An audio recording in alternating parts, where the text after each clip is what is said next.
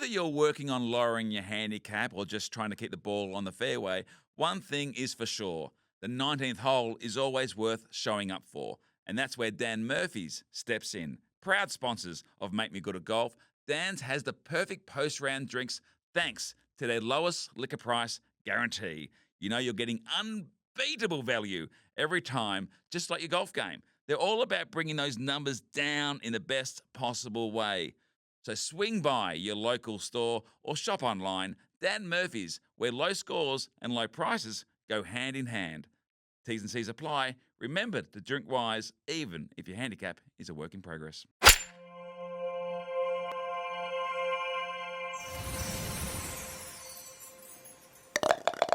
Please welcome the coach that everybody wants, the coach of the year, the coach of Hannah Green, Minwoo Lee. Yes. Minjee Lee. Please welcome Ritchie Smith. Hey, Rich. Hey, Peter, Damien, how are you? We're fantastic, mate. Now, we know that you are WA based, but you're over obviously in New York for the Open. I am. I just flew in last night. We're on day one of jet lag, and we're also on day one of prep for the US Open for this year at Shinnecock Hills. Great golf course, really strong, suits us. We'll see how we go. What are the expectations for Minwoo?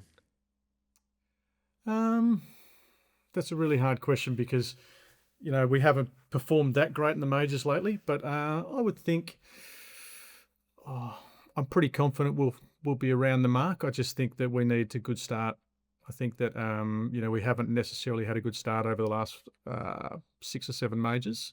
Apart from the last one was okay, but I think if we get to a good start and get in the hunt, then we'll be okay. So you do a lot of focus on the mental side of golf. So what's been, I imagine you don't probably try to, give Minwoo, put 1,000 things through his head. What are the few simple things that you're really trying to get him to focus on? Your statement, I'm on the mental side of things, is sort of right and sort of not, because I'm really his technical coach, but I do try to be selective as to when I give him information. Yeah. So in some ways, I'm always tempering my information dependent on the situation that we're in. So, he comes into this event in relatively good form.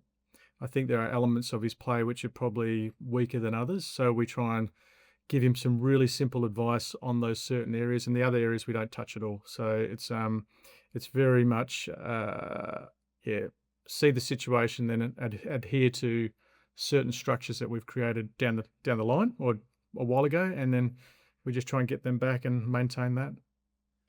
And with Minwoo, like we talk about, particularly with golf, you're rated by the majors you win. And obviously that's got to be deep into each golfer's mind when they go into the majors. But we know there's a process there. There's a 4-day tussle between all the other great golfers there. So what do you sort of balance going into each day? Is it just trying to win the day, play as best as you can, or do you break it down to each shot? It's a great question. I think with the majors, you really want to make sure that you're conserving energy from the start of the practice all the way through to the end of the tournament. So, we did 9 holes today, and today's Sunday in the lead up to the event. But the caddy and I walked 27. So we mapped the course out pretty well, and we let Min do his 9 holes. We'll do the other 9 tomorrow. We'll then sit down and talk about how the course is playing and how we need to then approach each shot. And then over the 2 days after that, so Tuesday and Wednesday, we'll play 9 holes again and try to apply what we've learnt on the Sunday and the Monday. So that's on-course stuff. And then today we didn't do a lot of actual practice on the range. We're deciding as to what clubs we'll probably use.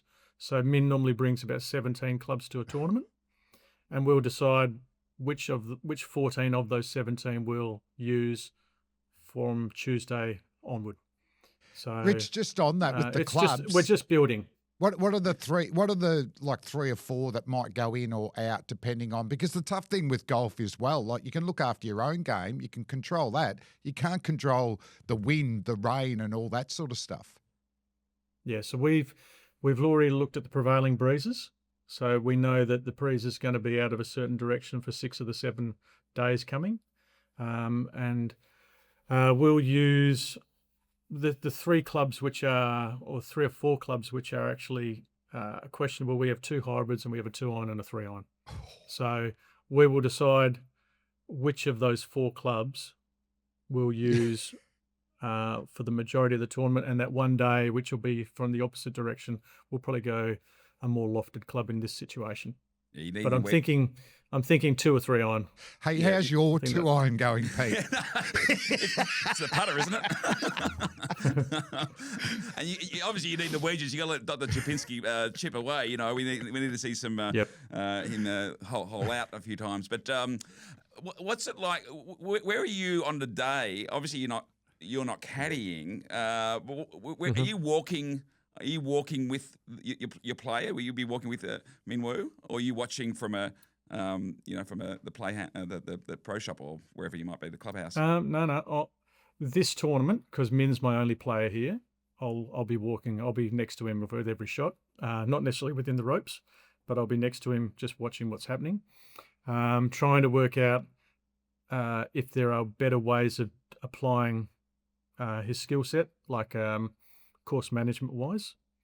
And then we'll have a little discussion about that maybe at the end of the day if I don't think it's been as good as it could have been. But, next week we have KPMG, and I've got 4 players playing in that event, so I won't be on the golf course much at all. So I'll be just staying to the driving range and the chipping green and the putting green primarily next week. So it's horses for courses. This week 1 player, next week 4. So and this course probably resembles more of a circus at points. How do you make sure that your player, in this case, Lee, stays focused and is not distracted by, mates ringing up for tickets and all those distractions that come, I imagine, with playing in a major? How do you make sure the focus is on the right things? Well, he's really good. In fact, the more noise, the better with him. So the only thing he really hates is when they go, "Hey, Siwoo." He hates that. So because Siwoo Kim's one of the other competitors, and he doesn't like getting mixed up. So no, he's pretty good. He's all right. Generally the more noise, the better with him, and I think that gives him a way of actually really trying to dial in his focus, because when there's no noise, he's quite loose with his thoughts. So. But the girls, on the other hand, are quite different. They like to be really focused and focused in on every shot, and they don't like the noise. But Min's different. Min's a different cat. He certainly is. Absolutely love it. And take us even inside the US Open. Like, what's it like? Is it as crazy and as amazing as it looks from watching at home? Yeah, it's busy. There'll be there'll be about 40,000 every day watching. There may be maybe 1,500 staff manning the actual golf course, but it is busy. Shinnecock Hills, where we're at this week, is going to be pretty easy to get around. But last year at Oakmont, there was 15 to 20 minute waits to get across fairways, and it was crazy. But yeah, it's noisy. We're up in New York. They get pretty juiced up here, and they're pretty excited at the moment. They'll be with the noisy. Knicks. Yeah, for the Knicks winning last night. They'll be rowdy, and but again, Min loves it, so the rowdier the better. And take us, Hannah Green has had a stunning year. 4 wins, and now I think ranked 6. What an incredible year Hannah's had. You must be stoked with the work you've done with Hannah. I am. I'm really happy. I think we had 2 years ago. She had a fantastic year as well, and then the year after she got married, had a bit of a down year, and now she's just starting to really come back into the form that she was in prior to the wedding. Yes, it's a great year. Top 4 wins. Probably one of the best 3 or 4 players in the world at the moment. Pretty pretty comfortable where she's at, both on the golf course, off the golf course. I think she's going to have a really good, strong finish to the year, and hopefully the majors will be something that she can contend in this year. And Richie, what about just going back a little bit, you as a player, and why did you get into coaching? Well, they say when you can't play, you should coach, right? So, Yeah. yeah. So I was actually a relatively okay player, but I was always short, and I knew that I had deficiencies. I first of all wasn't a great chipper, and everyone it's Okay. funny because everyone used to say, "Geez, you're a good chipper." Geez, you're a good chipper, but I was always shit scared of chipping. So, so and I just didn't understand it. I didn't truly understand what it took to be a great chipper, and I believed that I needed a certain golf club, and I really didn't understand it. So I always played with little loft and little bounce. Sorry, too much loft and little bounce, and that didn't work for me. And I think that that's been a really good thing for my coaching, because I now realise that that's not how you play. Yeah. And we should be taking loft out of people's hands, and we should be giving them more bounce. And I've been applying that to my players for a long time now, and it seems to be working okay. So how old But were you when you finished as a player and then straight into coaching? I started my traineeship late, so I reckon I was 25 when I started my traineeship. So I played till I was 25, and then I did an apprenticeship over at Cottesloe Golf Club in Perth. And look, I'd won lots of awards as a player, but I was really I was compromised with my game. I just knew I wasn't going to get there, even though I was improving and I was winning. But if we truly want to be make a job of this and be elite, I lacked the skills to be able to do that. So the good thing about that is I learned a lot. Yeah. So I was able to then, you know, tell my players my experiences and tell them how I had actually, faked it and hid away from the tough decisions around my golf. So I didn't allow them to do that, and some pretty strong conversations early on, and where I was quite vulnerable, and I think that they learnt that it doesn't have to be perfect, and we can just make what we've got better.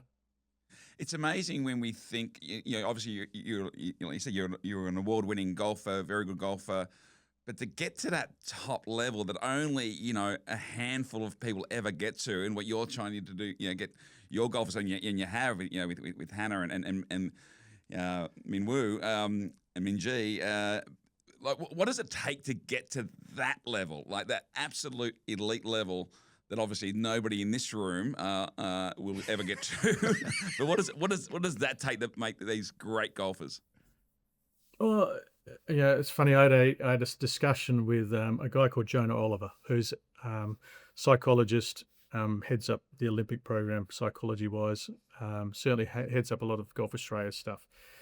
And I said to him, Jonah, out of this field of 150 players, how many players do you think truly believe they can be a top 10 player in the world? And I was talking about an Australian tour event, and he said probably 5. Whoa. But the other 145 players are bullshitting.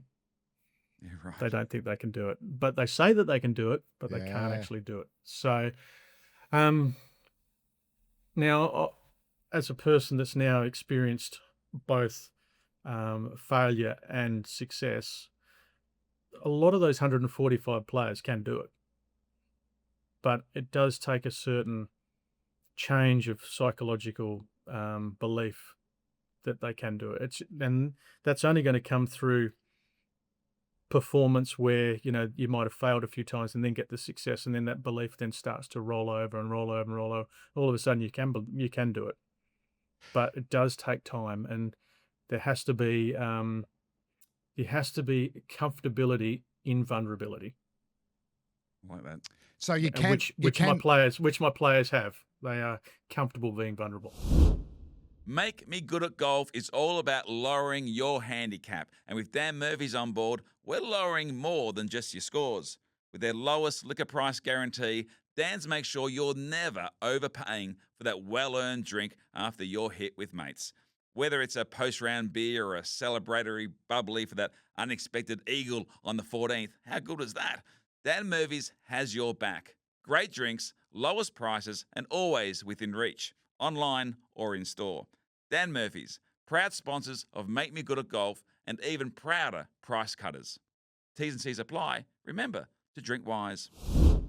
Yeah, that probably leads me into my next question. You know, you can get that belief, but of what about the players you're coaching now? You know, maybe Hannah, for example. Did you know straight away they had it? Is some of it innate in those winners? I think Hannah is a really interesting case because, I've coached her since she was 13, and if you had told me when she was 16 that she would win a major before Minjie did, I would have told you were nuts. so, so, but Hannah, when she was 17, played in the New Zealand Open, and I've told this story many times. She played in the New Zealand Open.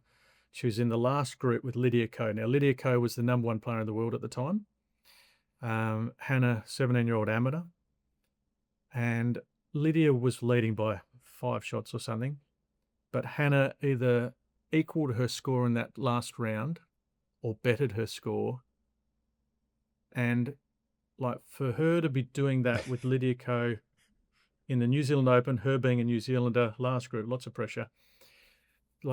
She had some different traits. And even though she doesn't move as well as other players, she is a beast of a competitor.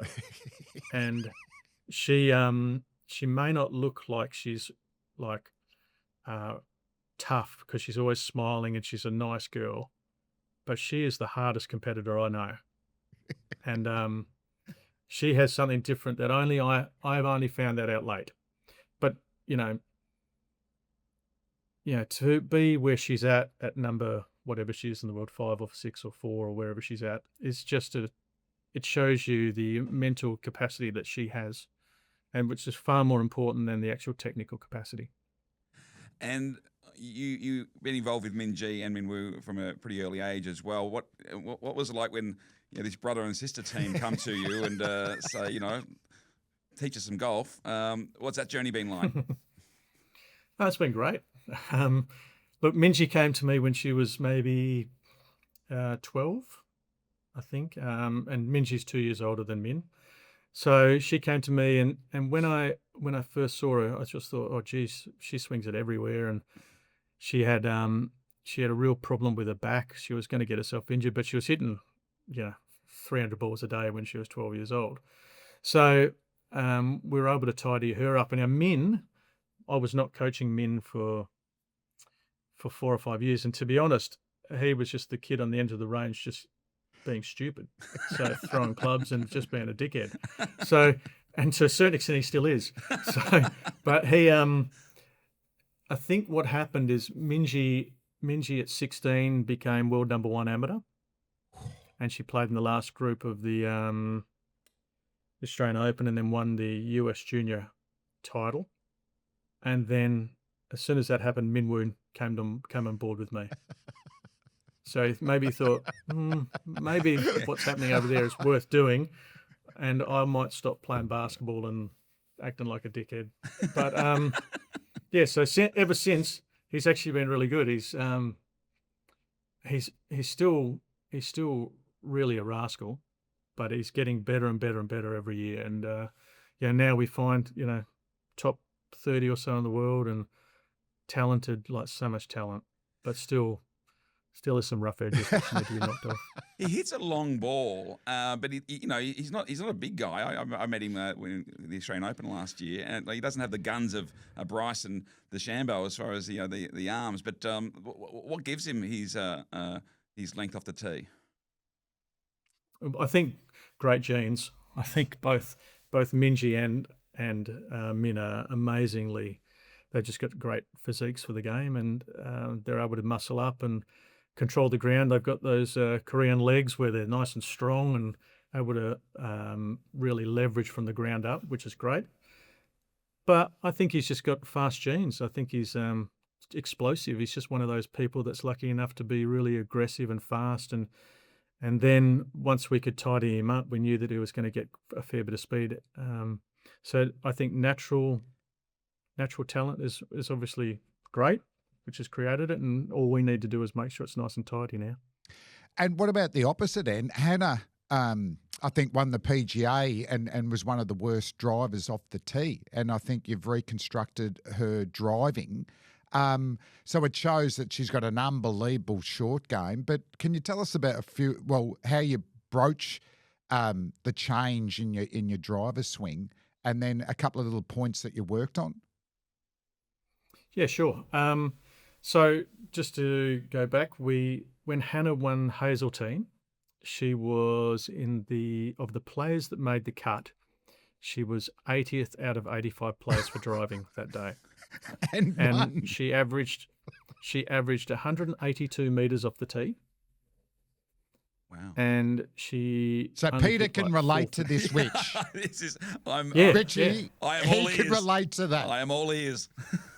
Yeah, so she was hitting it pretty ordinary. And the amazing thing about that win is from 40 to 60 meters, she got up and down. No, sorry, she holed the shot more than she didn't get up and down. Wow. What? So from 40, so what would happen is she'd hit it crappy off the tee, chip the ball out to 40 to 60 meters, and she holed more from 40 to 60 meters than she didn't get up and down. That's ridiculous. Oh, I'd love to do that once. And that's how she won. Now, so we made a decision because she looked bloody awful that day, and but she just gained herself a 5-year exemption to the LPGA. So we made a decision we never want to hit it like that again. So the day she took time off just to recover from that event, and the day that she came back to practice, we started rebuilding her golf swing. In that we really tried to keep her hands in front of her chest a lot more. So if you think about just turning and maybe shortening up your golf swing and just keeping it in front of her a lot more. And she won 5 weeks later again in the Portland Open. So probably one of my proudest moments was her winning the next event, not necessarily the one before it. Yeah. That's Yeah. So I guess, and again, we go back to toughness. Like that just shows how tough she is because she was able to change her method dramatically and win 5 weeks later. It was amazing. You mentioned you've experienced yourself success and failure. What do you learn more from, the successes or the failures?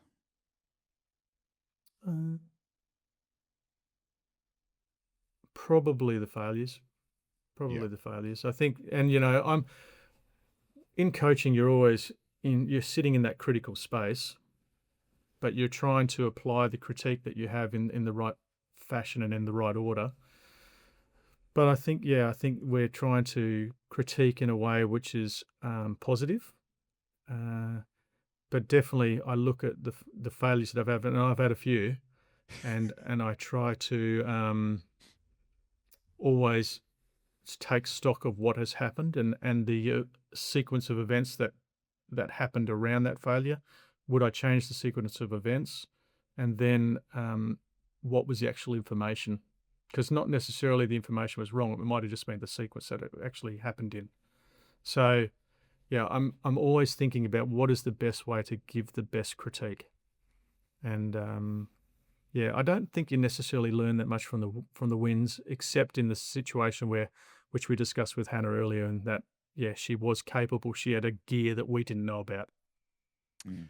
And Rich, what about for us amateurs? You must coach and see so many different swings and different chipping techniques and different putting techniques. You've already mentioned chipping, more less loft and more bounce. Is there a couple of more little tips that you could give us?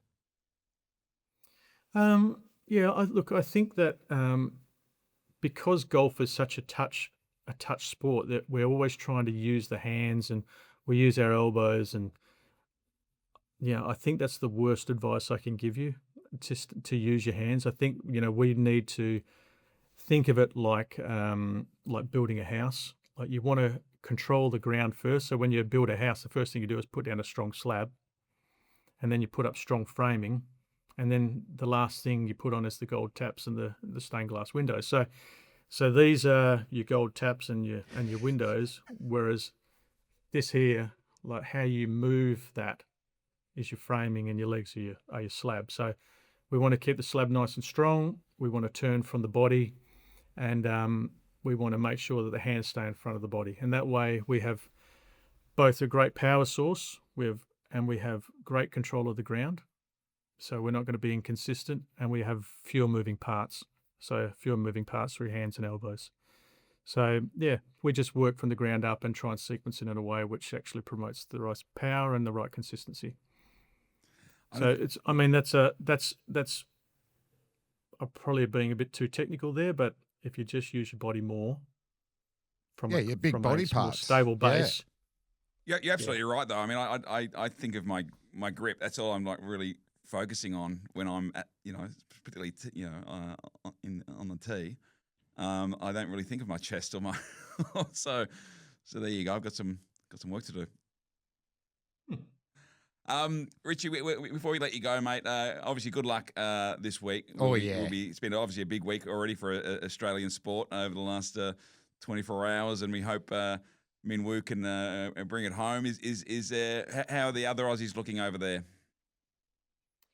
I saw Jason Day today. He seems like he's in good spirits, and I saw Lucas Herbert today. And again, he won a couple of weeks ago, so I'm pretty sure he's happy. Yeah.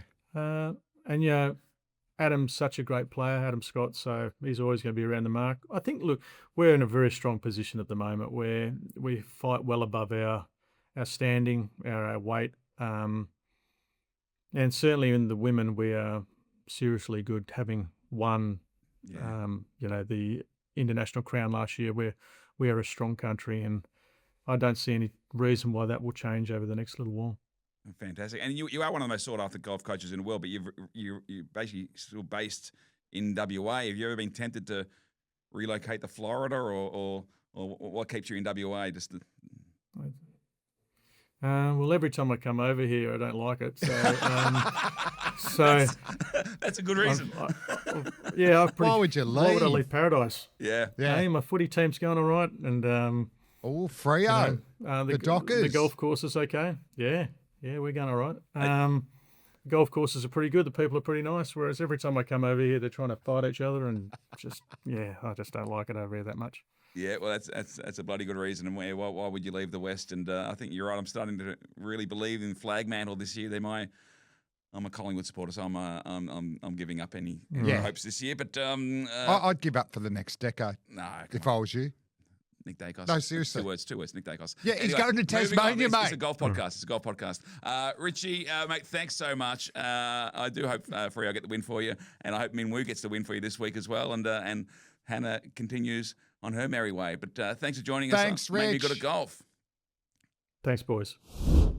If you're listening to Make Me Good at Golf, chances are you're trying to lower your handicap. And just like your swing, Dan Murphy's is all about keeping the numbers down, especially when it comes to price. As proud sponsors of the pod, Dan brings you their lowest liquor price guarantee. So whether you're celebrating a PB or still struggling to get your handicap moving in the right direction, you're never overpaying for a post-round drink. Dan Murphy's, great drinks, lowest prices, and one more way to level up your game. T's and C's apply. Remember to drink wise.